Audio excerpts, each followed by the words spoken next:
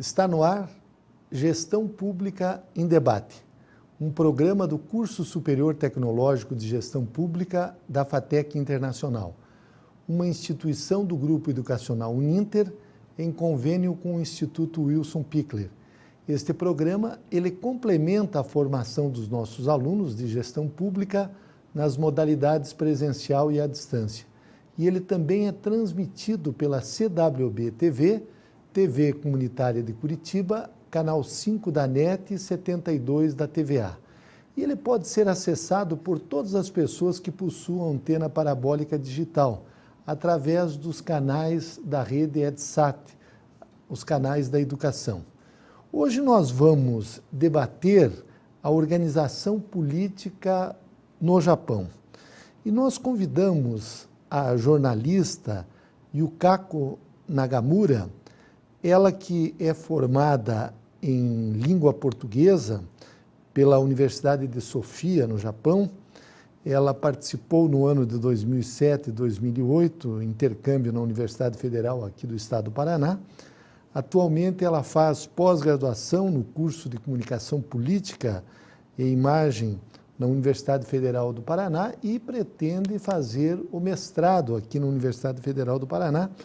E o objeto da sua campanha é pesquisar as campanhas eleitorais brasileiras na mídia japonesa no Brasil. Como profissional, a jornalista Yukako Nagamura, ela já trabalhou na Câmara de Comércio Brasileira e Japão, lá no Japão, e aqui em São Paulo, no jornal do Nikkei, no Nikkei Shimbun. Ela fazia reportagens e traduzia artigos do português para o japonês. Professor Yukako, inicialmente eu quero agradecer a sua presença em Gestão Pública em Debate. E para nós iniciarmos a nossa conversa, eu gostaria que a senhora falasse um pouco a respeito da pesquisa que a senhora está fazendo sobre as campanhas eleitorais brasileiras na mídia japonesa. O que foi que a senhora descobriu? É um aspecto interessante, porque esse jornal que a senhora trabalhou, o Nikkei Shimbun, de São Paulo, é um jornal diário, com uma tiragem muito grande. Então, eu gostaria que você nos falasse a respeito das suas pesquisas e o que você encontrou. Muito obrigada pelo convite. Né? Eu trabalhava em São Paulo no jornal Nikkei Shimbun, jornal diário. Né? O jornal japonês é totalmente em japonês. Certo. Né? E o jornal japonês sempre ajuda candidatos descendentes de japoneses. Por exemplo, deputados federais, vereadores descendentes japoneses. Parece que aqui, eu acho, tem uma campanha eleitoral diferente do que outras campanhas eleitorais nas mídias gerais brasileiras. Isso independente do partido, os jornais, os veículos de comunicação japonesa, aqui no Brasil, sempre tem uma visão favorável dos candidatos que são descendentes de japoneses? Sim, porque o jornal considera os candidatos podem ser representantes das comunidades japonesas. Assim, para a comunidade japonesa, querer representantes da descendentes japoneses é mais ou menos comum. Daí, assim, acontece, a mídia ajuda mais os descendentes. Esse Nikkei Shimbun, ele tem uma tiragem muito grande, né? São quantos mil exemplares por dia? Por dia, nós temos 10 mil assinantes. 10 mil assinantes. Mas vendido em bancas também? Vende nas bancas em São Paulo. Então, a gente prevê mais de 10 mil assinantes. E o jornal todo é escrito em japonês mesmo, não tem tradução para o português? Não tem traduções para o português. Os artigos que você escrevia você traduzia do português para o japonês? Sim, Nós traduzimos notícias brasileiras para japonês, para passar notícias brasileiras para ler em japonês. Ainda tem muitos japoneses que só conseguem ler em japonês ou a grande maioria já também lê em português, em outras línguas aqui no Brasil? Segunda geração, terceira geração já lê em português. A gente chama de Nisei ou Sansei, é segunda ou terceira gerações. Só que ainda tem muitas quantidades de primeiras gerações, eles leem só em japonês. Daí nosso objetivo é ajudar eles a ler notícias brasileiras em japonês. Também em japonês. O tema da nossa entrevista é a organização política no Japão. Nós estamos entrevistando a jornalista Yukako Nagamura. Lá no Japão, a pessoa, para exercer a profissão de jornalista, ela não precisa ter o curso de jornalismo. Você é formada em língua portuguesa, em letras, e exerce essa função. Como é que é a formação dos jornalistas lá no Japão? Geralmente, jornalistas vêm de várias áreas. Às vezes, jornalistas que tratam assuntos políticos sempre vêm de direitos, assim, gestão urbana, assim. Pessoas que tratam de esporte, às vezes vêm de educação de física. Cada área tem os profissionais. Economia, são os economistas. Economistas. Isso. Então, um detalhe interessante, tem muitos japoneses estudando português no Japão. Você estudava numa universidade católica lá no Japão, a Universidade de Sofia, e há muitos cursos de português hoje no Japão? Tem bastante curso. Ainda nas faculdades tem pouco, mas agora tem muitas escolas de idiomas que oferecem curso de português. Agora no Japão, estudar português é uma moda para nós. Está na moda, então. E isso em função do quê? Porque o Brasil está crescendo economicamente, por causa da música, por causa dos esportes. Em função do que vocês estão estudando o português? Para mim, a primeira coisa é ter muitos brasileiros que moram no Japão agora. Japoneses agora começam a ter mais amizades com brasileiros, assim a gente tem mais interesse em português. No segundo lugar, eu acho que a bossa nova, samba, as músicas atraem mais pessoas japonesas. No Japão, bossa nova é uma música chique. Sempre pode ouvir em qualquer esquina nas cafeterias. Nas cafeterias. Então, o japonês, ele ouve as músicas em português, a bossa nova, samba, outros tipos, e é, digamos, um tipo de música que combina com o café. Tomar café, né, relaxar. Nós achamos essa música muito diferente, né, do que nossas músicas. Você trabalhou também na Câmara de Comércio Brasil-Japão, lá no Japão. As empresas, nós temos muitas empresas japonesas aqui no Brasil. E as empresas brasileiras já estão indo para o Japão também, temos produtos brasileiros no Japão. Como é que está essa situação? Agora, a situação ficando mais contrária. Agora, as empresas brasileiras começam a entrar para o Japão. Agora, as empresas brasileiras começam a formar uma entidade como a Câmara de Comércio Brasileira no Japão. Está reunindo, agora está começando mais atividades no Japão. E agora, como no Japão tem muitos brasileiros, a gente chama de decacegues, como eles consomem alimentos brasileiros, agora tem muitos supermercados brasileiros.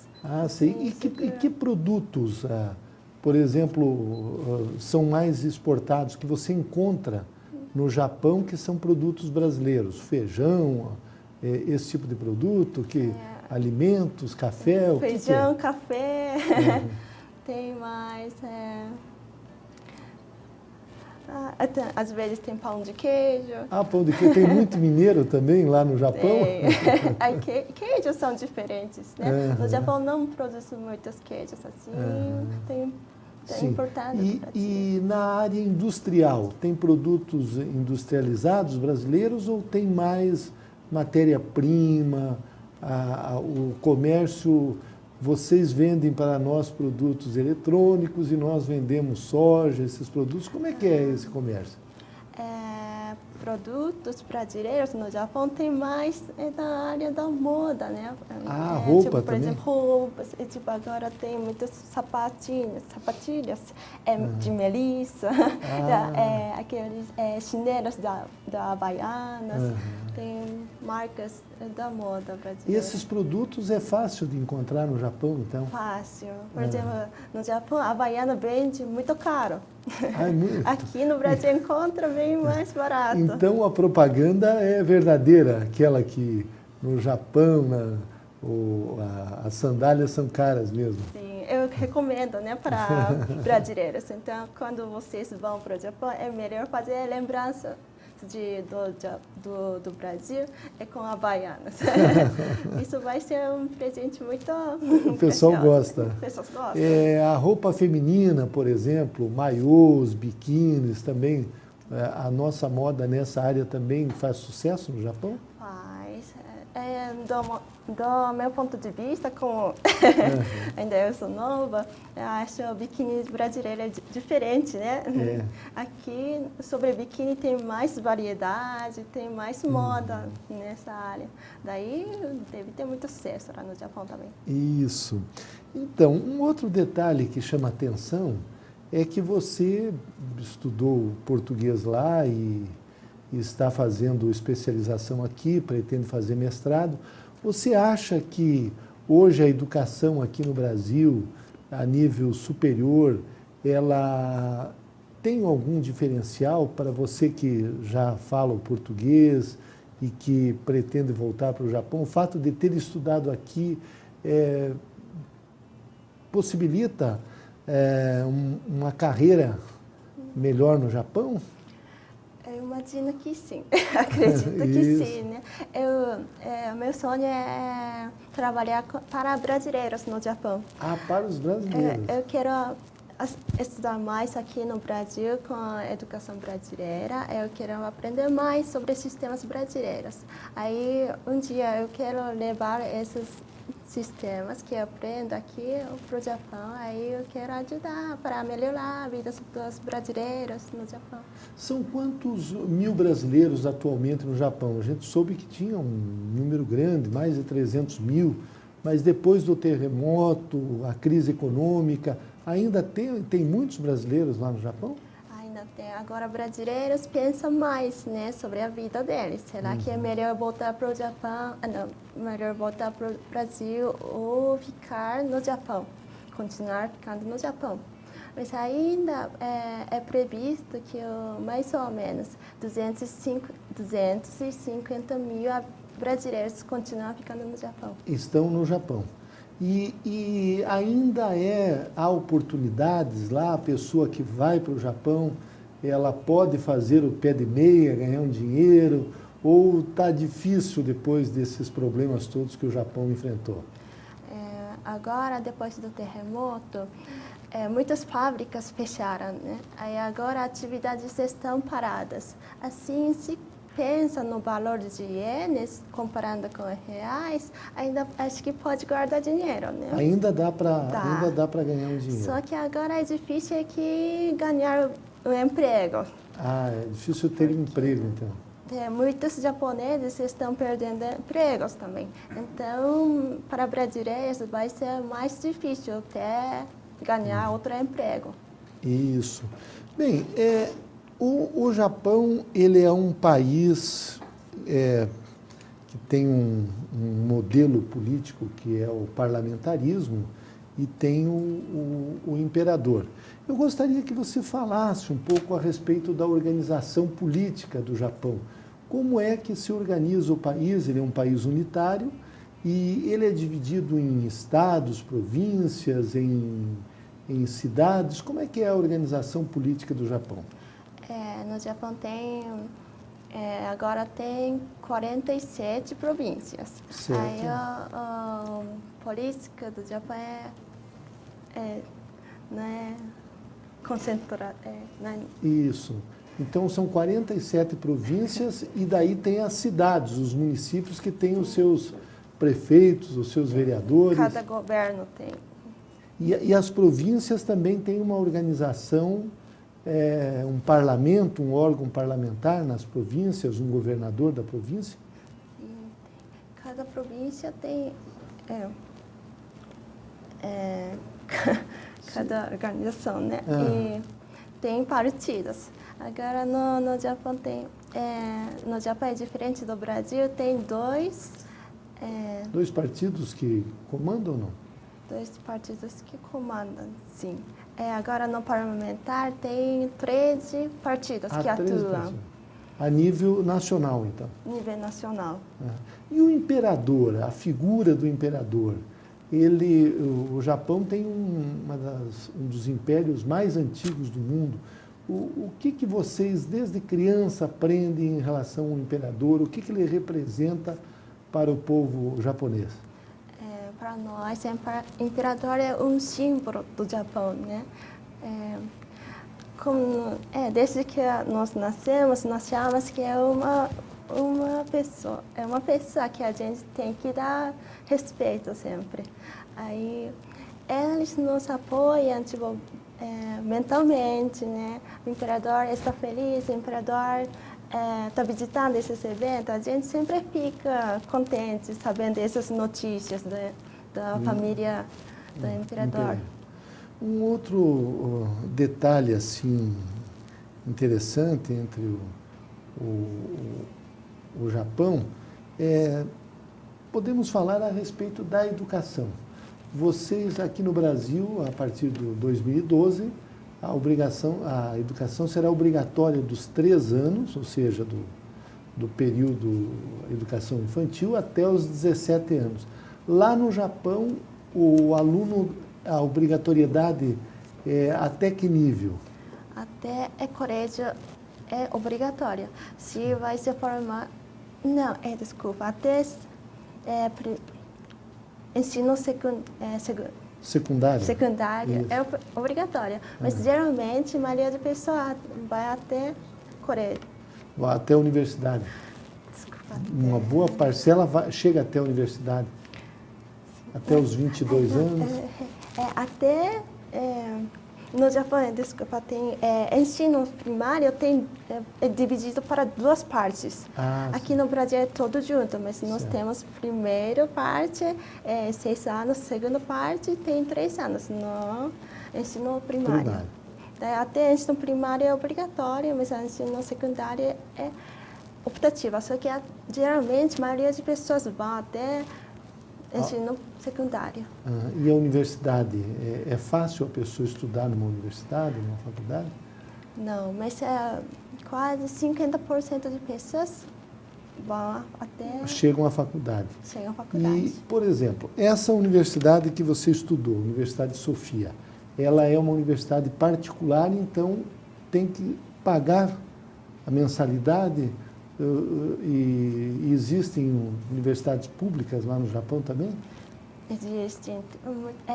Cada província tem universidade pública, só que a universidade pública no Japão também tem que pagar. Né? Também tem que pagar. Sai muito caro. É caro para os pais. Isso, se fosse traduzir em reais, seria em torno de quantos reais por mês? Por mês, vamos pensar por ano. Por ano,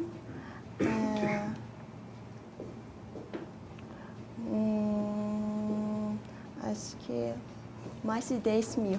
Mais de 10 mil reais. Em torno disso.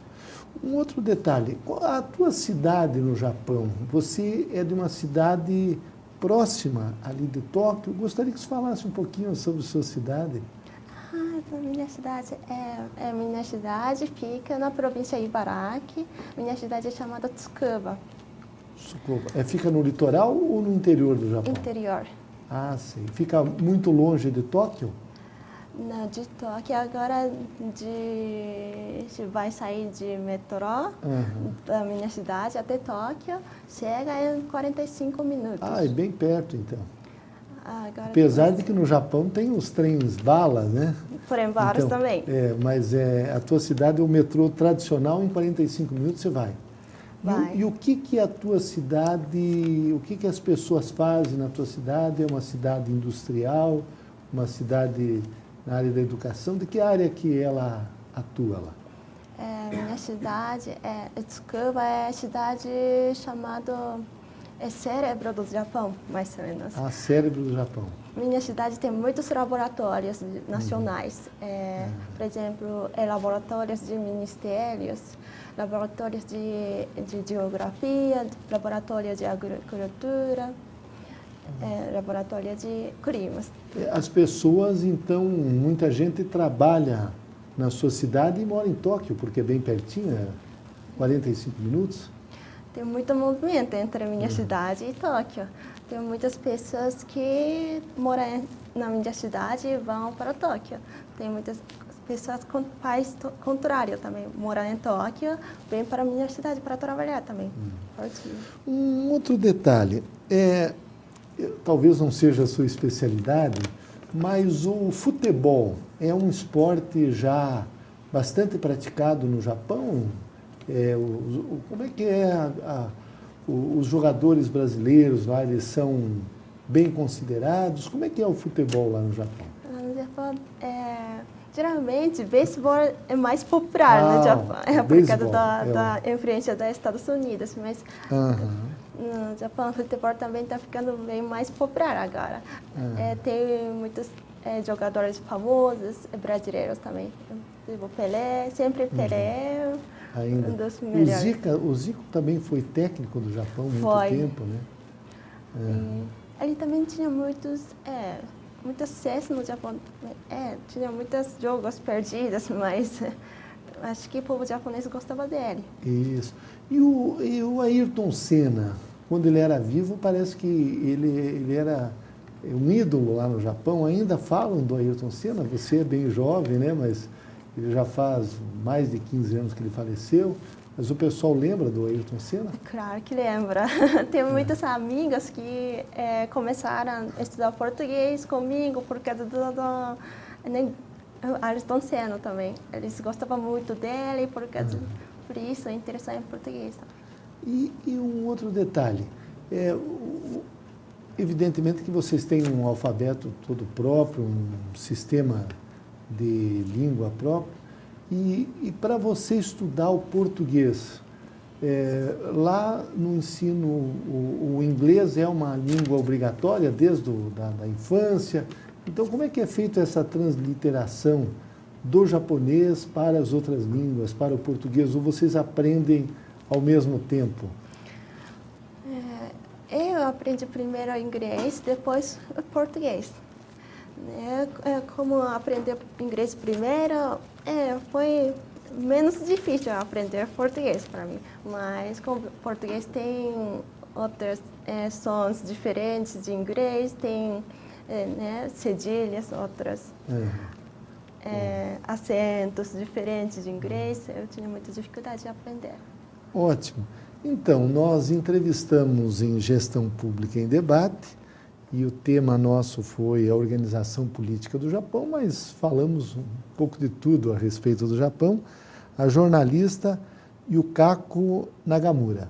Professor Yukako, eu quero agradecer muito a sua presença em Gestão Pública em Debate, e eu não tenho dúvidas de que você contribuiu muito na formação dos nossos alunos. Muito obrigado. Muito obrigada.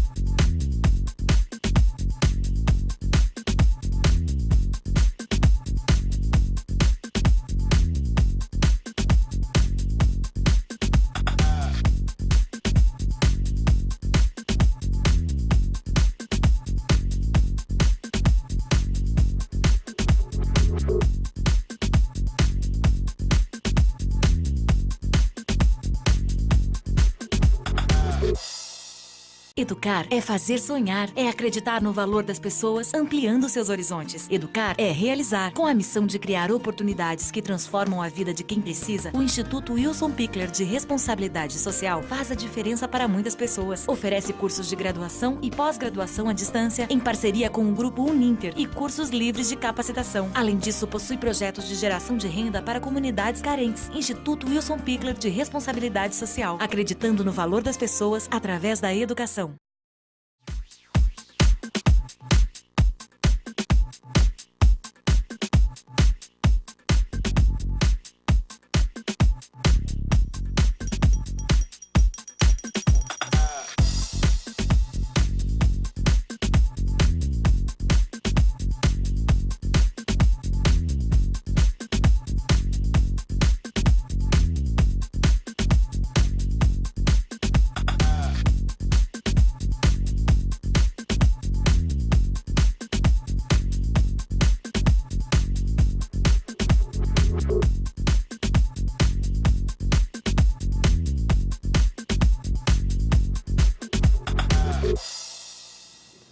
Retornamos com Gestão Pública em Debate, um programa do Curso Superior Tecnológico de Gestão Pública da FATEC Internacional, uma instituição do Grupo Educacional Uninter, em convênio com o Instituto Wilson Pickler. Este programa ele complementa a formação dos nossos alunos de gestão pública nas modalidades presencial e à distância. E ele também é transmitido pela CWB TV, TV Comunitária de Curitiba, canal 5 da NET e 72 da TVA. E ele pode ser acessado por todas as pessoas que possuam parabólica digital, através dos canais da rede EdSat, a rede da educação. Neste segundo bloco, nós vamos debater a saúde do trabalhador e, para isso, nós convidamos a professora doutora Wanda Cristina Galvão Pereira, ela que é fisioterapeuta, ela é mestre em ergonomia pela Universidade Federal de Santa Catarina, ela é doutora em ciências pela Universidade de São Paulo, ela é professora das Faculdades Integradas Unibrasil e também aqui do Grupo Educacional Uninter, e ela atua na prevenção e saúde do trabalhador. Professora Wanda, na sua dissertação de mestrado, a senhora trabalhou a ergonomia com os trabalhadores na área de call center. Eu gostaria que a senhora nos falasse a esse respeito, já que o Brasil hoje tem uma série de serviços que são executados através dos call centers, telefone, mesmo através da internet, e calcula-se que tenhamos em torno de 800 mil trabalhadores nesta área. O que a senhora descobriu? Quais foram as doenças mais frequentes? Gostaria que a senhora fizesse uma abordagem nesse aspecto. Primeiramente, gostaria de agradecer o convite para estar aqui falando sobre saúde do trabalhador. E realmente a questão do call center ela é uma questão bastante complicada, né? Existe muita pressão por lado da empresa. Informalmente a gente diz assim que é o lado que recebe muito das cobranças da própria empresa, né? Porque você tem a questão do call center ativo ou receptivo, né? Na recepção ele recebe todas as queixas, vamos dizer assim, ninguém quase telefona para agradecer alguma coisa, né? E também no call center ativo, que seria para venda de equipamentos, de produtos, e que muitas vezes as pessoas também não estão querendo comprar. Então, essa sobrecarga tem uma questão que influencia realmente a questão psicológica do trabalhador, né? Quem trabalha nesta linha é reconhecido que ele tem que dissociar um pouco da vida dele com o trabalho para poder lidar com essas associações, né? Então, assim, quando eu fiz a pesquisa, essa empresa ela estava até numa época meio de transição, né? Então, foi entre uma gestão pública e uma gestão privada. Foi uma, digamos assim, uma privatização de uma Foi uma empresa. privatização. Então, assim, o que a gente... nós vimos ali, uma das coisas que eu acho que é importante ver na ergonomia, porque já faz algum tempo, que era uma empresa que se preocupou realmente com essa questão ergonômica, foi uma das primeiras, assim, que teve o registro mesmo de ter essa preocupação. Mas essa não era uma preocupação empresarial, institucional. Essa era uma preocupação de alguns funcionários da instituição. Acaba sendo bem diferente. Então, assim, na época tinha um médico do trabalho, um gerente, um grupo que se preocupou com isso, eles iam ter que reformar todo o call center e eles realmente buscaram todas essas orientações para fazer a mudança física em layout, etc., de acordo com as normas. Com essa modificação toda e não tendo, como eu disse, não sendo uma questão institucional, essas pessoas se perderam e o projeto acabou desandando, vamos dizer assim. Né? Isso trouxe muitas consequências aos trabalhadores? Isso trouxe... o grande problema foi que não existia nenhum... Nessa época, como eu falei já, que não era institucional, não existia nenhum cadastro real do que tinha se conseguido com essa mudança. E esses trabalhadores, há uma rotatividade muito grande. Há uma rotatividade bastante grande, sim. Ele é um emprego assim, que as pessoas não têm como objetivo continuar trabalhando em call center. Né? Geralmente numa fase, muitos estão durante os estudos, né, fazendo isso porque tem um horário mais... Geralmente é 24 horas, então tem horários diferentes. A exigência geralmente é segundo grau, e as pessoas, enquanto estão na faculdade, estão fazendo um trabalho assim. Nunca é o objetivo, quase, das pessoas trabalharem em call center. É um primeiro emprego, então? Basicamente é um primeiro emprego. E daí essa questão assim que eu coloquei do que foi investigado era a importância realmente de você institucionalizar a pesquisa para ter mais dados concretos, porque hoje a gente tem esses dados concretos, que esse trabalho da ergonomia em call center, ele produz excelentes resultados, mas ali foi um trabalho que se perdeu, então tem que ser, uma questão, não é só melhorar um ambiente, não é só... Tipo, como a gente vê muitas vezes, uma questão de uma cadeira, uma questão de equipamento. É você fazer todo um trabalho com a educação continuada, ensinando também a usar esse equipamento, registrando os resultados para você poder realmente confirmar os benefícios, né? Porque senão fica muito difícil você conseguir vender realmente essa questão da ergonomia. Doutora Wanda, eu gostaria que a senhora até nos definisse o que vem a ser ergonomia e a importância dessa ciência, que é uma ciência, podemos assim dizer, até recente, mas que hoje é fundamental para a saúde do trabalhador, né? A definição mais simples da ergonomia, uma que eu gosto bastante, é a que diz assim, que a ergonomia é a ciência que busca adaptar o trabalho ao trabalhador. Então, você considera a pessoa e você vai inseri-la no campo de trabalho, adaptando todo o seu entorno para que ele tenha o máximo de segurança, eficácia, produtividade. Né? Então, todo o entorno dele é modificado. Para isso, ela não é uma ciência de nenhuma disciplina que a gente conhece especificamente, tanto que ela só existe mais como pós-graduação. Tem o fisioterapeuta que faz, tem o arquiteto, o engenheiro, o médico, todas essas áreas podem. Quem se preocupa com a saúde do trabalhador, o bem-estar, produção, pode se valer da ergonomia. Correto. A senhora falou dos aspectos psicológicos no call center. Uhum. Tem muitas pessoas que têm problemas sérios, depressões, chegam até... A senhora chegou a encontrar casos assim, que pessoas chegaram ao extremo de não suportar o trabalho em função das pressões que recebiam? A gente tem bastante... O índice de afastamento do trabalho em call center é bastante grande, né, por doenças físicas e também pelos comprometimentos mentais, sociais do trabalho. Né? Físico é bastante o uso do computador excessivamente, né, na questão de comprometimento para os distúrbios musculares relacionados ao trabalho. E casos de depressão, de estresse, é bastante grande a incidência com essa profissão de uma maneira geral. A senhora, como fisioterapeuta, evidentemente que uma das doenças do final do século XX e principalmente desse século XXI, e que atinge profissionais que antigamente não estavam sujeitos a esses tipos de doença, são as famosas doenças por esforço repetitivo, a LER, a DORT, que a senhora comentou agora.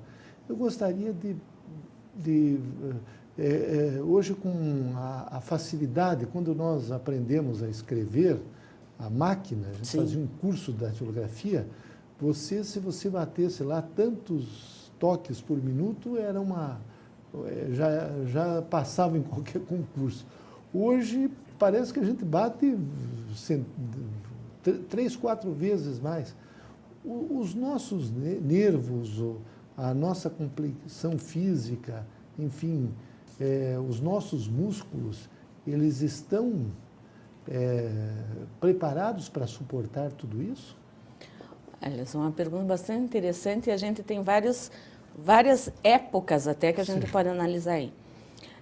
Logo que começou a questão do computador, a gente tinha a figura do digitador.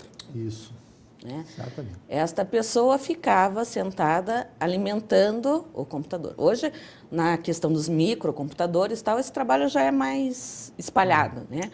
Mas daí saíam os dados do banco, ia na central lá do computador e ficava...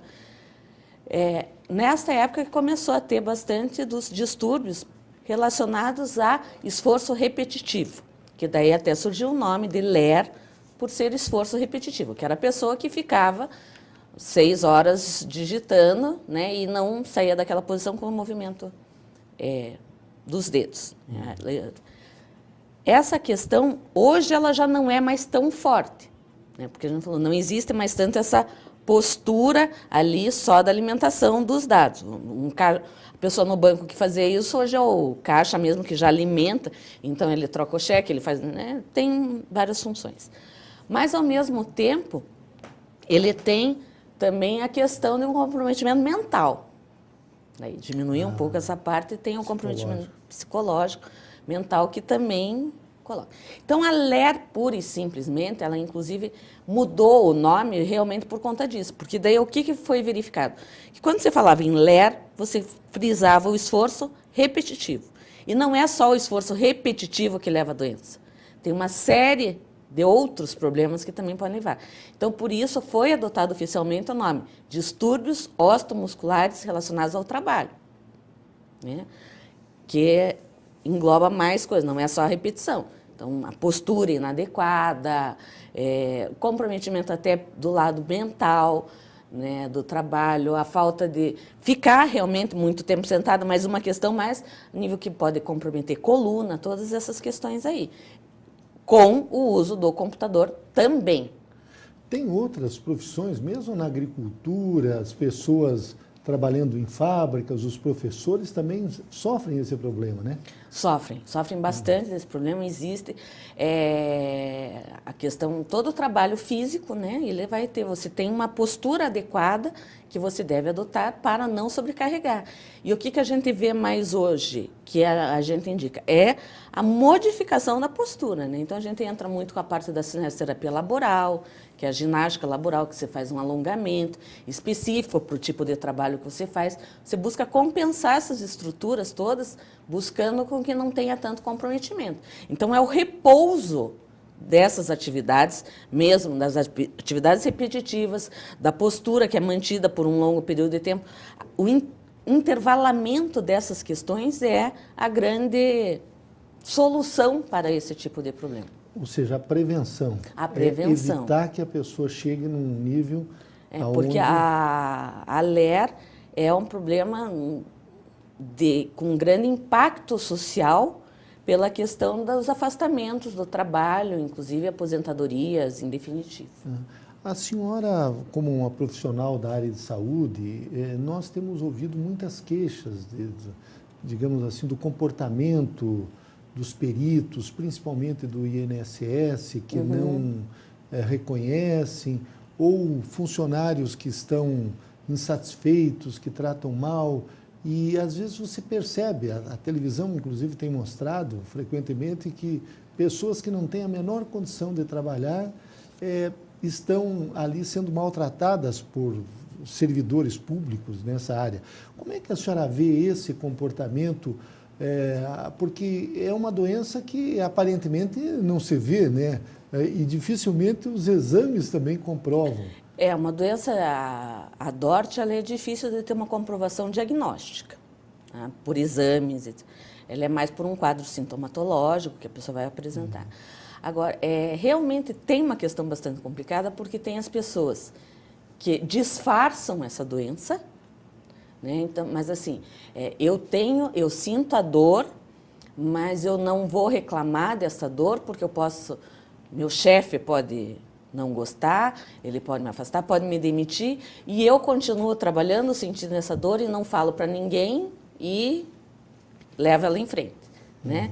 Então, assim, daí toma os analgésicos, e isso só vai sem buscar tratar exatamente o problema, né? Só vai com medidas paliativas como um analgésico e tal. É um tipo de pessoa. Outro tipo de pessoa também é aquela pessoa realmente que quer tirar vantagem do problema. Então, nós lidamos realmente com essas duas questões. E isso dificulta um pouco esse trabalho da perícia. Quando você está lidando com pessoa, é bastante complicado. Qual é a real quadro? As pessoas, algumas potencializam, né, a dor, como estão querendo se beneficiar da Seguridade Social, e etc. E outros que, com quadros mais graves, continuam trabalhando e não querem reclamar. Você pesar isso daí é uma coisa realmente complicada. Então, nós temos todo o trabalho, como falou, da perícia e tal. Mas é uma situação difícil, realmente, de você estar, muitas vezes, contemplando. Você tem que usar desta perícia e o que a gente vê hoje, que o número de peritos é pequeno, que teria que aumentar esse número para poder fazer o serviço melhor. Eu quero até aproveitar, professora doutora Wanda, dar um depoimento pessoal. Eu, quando era vereador de Curitiba, eu fiz uma das primeiras leis, fui autor aqui no Brasil, leis municipais em que a DORT-LER, ela passou a ser um motivo de afastamento, porque nós vimos os professores, os funcionários da Prefeitura de Curitiba com dificuldade porque os peritos da própria Prefeitura não reconheciam essa doença. E eu agora, no final do ano passado, escrevi uns livros ali e tive epicondilite. Ainda estou com dor no braço aqui, no cotovelo. Os amigos, as pessoas até dizem, você está com dor de cotovelo. Aparentemente não tem nada, mas o problema é que é uma dor que não passa. E eu fui em 4 médicos, o primeiro me receitou a fisioterapia, daí eu fiz a fisioterapia, continuou doendo, 10 sessões, voltei num outro médico e disse, isso aí não funciona, você tem que fazer os exercícios aí. Daí fiquei mais uns meses em tratamento, daí fui num outro que me receitou uma série de analgésicos que também não funcionou, porque enquanto você está tomando analgésico passa a dor.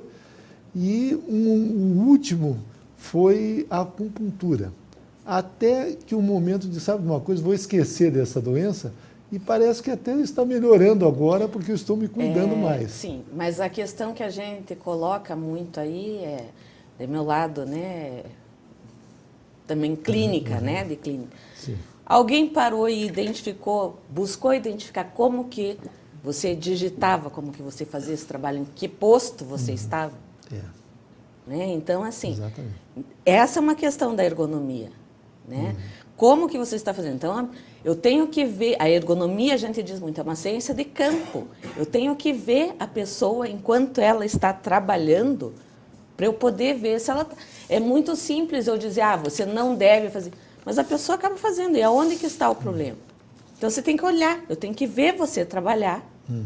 Ali a senhora vai descobrir. E daí eu posso dizer, então, seu braço, de repente, não está posicionado, favorece a determinada patologia. Não é uma questão tão teórica assim. Né? Hoje, daí, o que a gente tem hoje? Tem os computadores, os micros, mas tem o laptop, tem os netbooks, agora é o tablet, Que você fica em posições, muitas vezes vai com esse equipamento para a cama, não tem, você trabalha provavelmente escrevendo, não sei se era bem o caso, mas em casa. Eu escrevi 2 livros no final Em do casa, ano passado. basicamente. Em casa. Ninguém se preocupa em casa em ter um lugar adequado para fazer essa atividade. Né? O posto de trabalho não é. Exige isso numa empresa, né? Então existe uma série de normas aí que diz, então tem que ser cadeira regulável, a mesa deve ser nessa altura, não sei.